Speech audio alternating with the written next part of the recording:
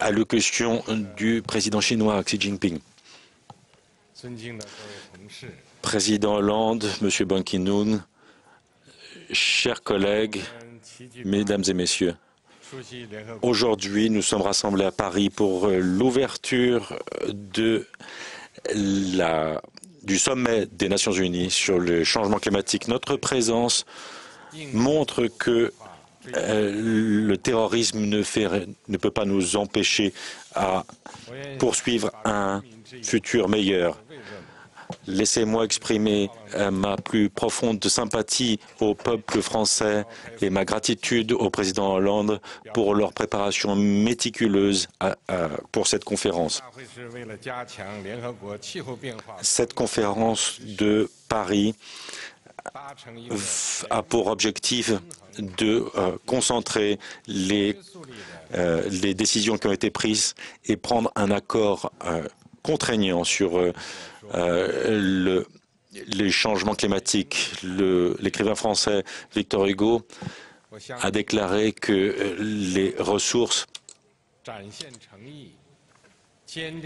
Nous avons un petit souci pour la traduction, voilà, qui nous revient. La conférence de Paris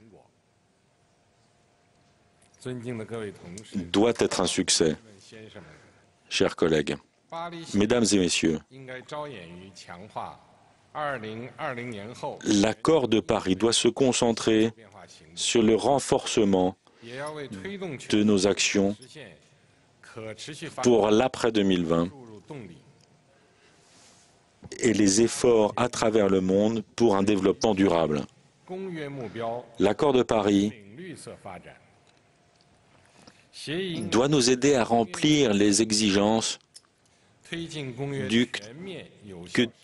qui sont les nôtres. Cet accord doit respecter les règles que nous avons établies. L'accord doit nous aider à limiter les concentrations de gaz à effet de serre et encourager tous les pays à poursuivre un développement circulaire et durable. Notre accord doit inciter à une participation très large. Nous devons mettre en place toutes les mesures institutionnelles nécessaires pour y parvenir. En plus des gouvernements, nous devons mobiliser les entreprises, les ONG et la société civile pour que chacun participe à ce mouvement de coopération. L'accord de Paris doit nous aider à réunir les moyens pour mettre en œuvre nos actions. Tous les pays doivent honorer leurs engagements pour trouver 100 milliards de dollars tous les ans, avant 2020, pour soutenir davantage les économies en voie de développement. Il est important que les technologies vertes soient transférées vers les économies en voie de développement. L'accord de Paris doit prendre en compte les situations particulières nationales et se concentrer sur les situations pratiques et concrètes. Nous devons respecter les différences entre les pays et les aider à renforcer leur capacité à répondre à ce défi. Nous devons également respecter les besoins des pays en voie de développement pour améliorer leurs conditions de vie, améliorer les conditions de vie des plus pauvres. Chers collègues, mesdames et messieurs, la conférence de Paris n'est pas un but en soi, c'est un début.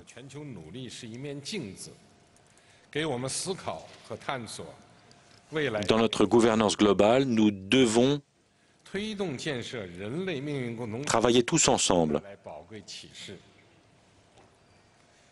C'est le moment aujourd'hui où nous allons apprendre à mieux travailler ensemble. Nous devons créer un avenir de coopération où chacun y trouve sa part, où chacun contribue dans la mesure de ses capacités. Nous devons rejeter les idées selon lesquelles c'est un jeu perdu d'avance. Nous devons partager les responsabilités pour assurer un résultat gagnant-gagnant. Nous devons défendre la justice climatique. Nous devons donc poursuivre nos efforts dans la défense de nos valeurs de justice et démocratie. Le principe des responsabilités partagées doit être défendu. Nous devons apprendre les uns des autres et améliorer notre dialogue et le partage des meilleures pratiques. Nous devons croître ensemble. En même temps, les pays devraient pouvoir mettre en place leurs propres solutions dans le respect de leur situation particulière. Chers collègues, mesdames et messieurs, la Chine mène une campagne très forte pour limiter le changement climatique. La Chine réalise les plus grands efforts pour se diriger vers les énergies renouvelables.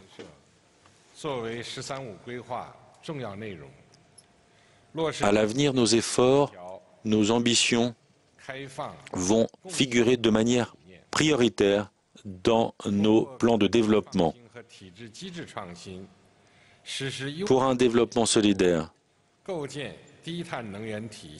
Et grâce aux innovations technologiques, nous allons mettre en place des mesures pour des énergies bas carbone et des transports plus propres, pour mettre en place un marché interne du crédit carbone pour poursuivre ce mouvement vers une harmonie entre l'homme et la nature. Dans nos contributions nationales, nous voulons réduire d'ici 2020, obtenir une réduction significative de nos émissions. Et d'ici 2030, réduire le CO2 jusqu'à 60 à 65% par rapport au niveau qui est celui de 2005. Nous voulons augmenter les énergies mixtes, les carburants non carbonés d'un quart, de 20-25%.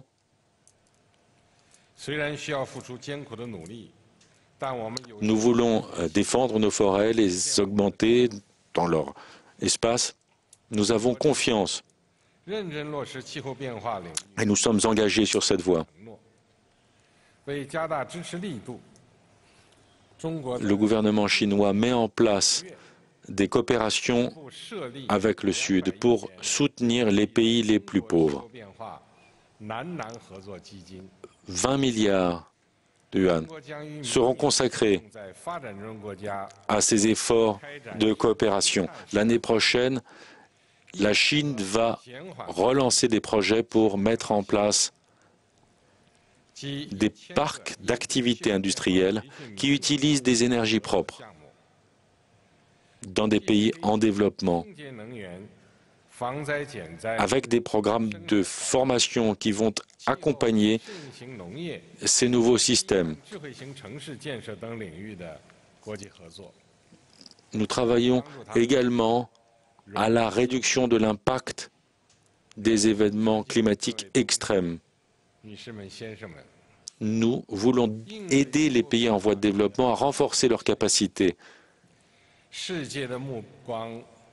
Cette lutte est un effort de tous.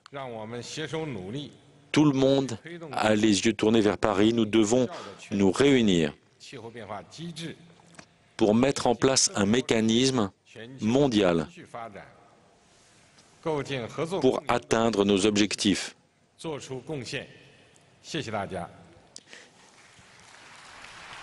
Et faire évoluer notre coopération. Voilà, c'était